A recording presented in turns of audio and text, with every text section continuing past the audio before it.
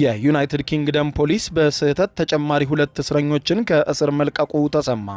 ይህንን ተከትሎ በስህተት የተለቀቁ 2 እስረኞችን እያደነ መሆኑ ተሰምቷል።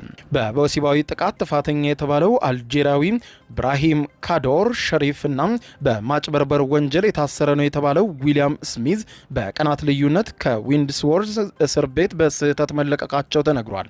የእስረኞቹ በስህተት መለቀቅ ዜና የተሰማው ኢትዮጵያዊው የወሲብ ጥቃት ወንጀለኛ ነው ተብሎ የተፈረደበት ሀዱሽ ገብረስላሴ ቅባቱ ከኢሴክስ እስር ቤት በስህተት ተለቀቀ ከተባለ ከሳምንት በኋላ የተደገመ ክስተት ነው።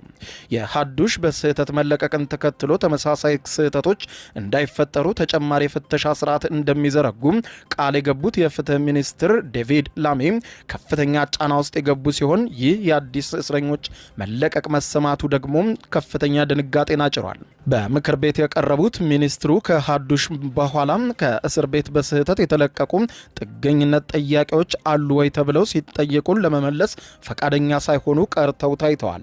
የምክር ቤት ውሎ ሲጠናቀቅ ፖሊስ ስደተኛ የሆነው የ24 ዓመቱ ኢብራሂም ካዶፍ ሸሪፍ ባለፈው ረቡዕ በስህተት እንደተለቀቀም አስታውቋል። እስረኛው በ2019 በህጋዊ መንገድ በጎብኚዎች ቪዛ ዩናይትድ ኪንግደም ገብቶ ከተፈቀደለት የቪዛ ጊዜ በላይ መቆየቱም ታውቋል።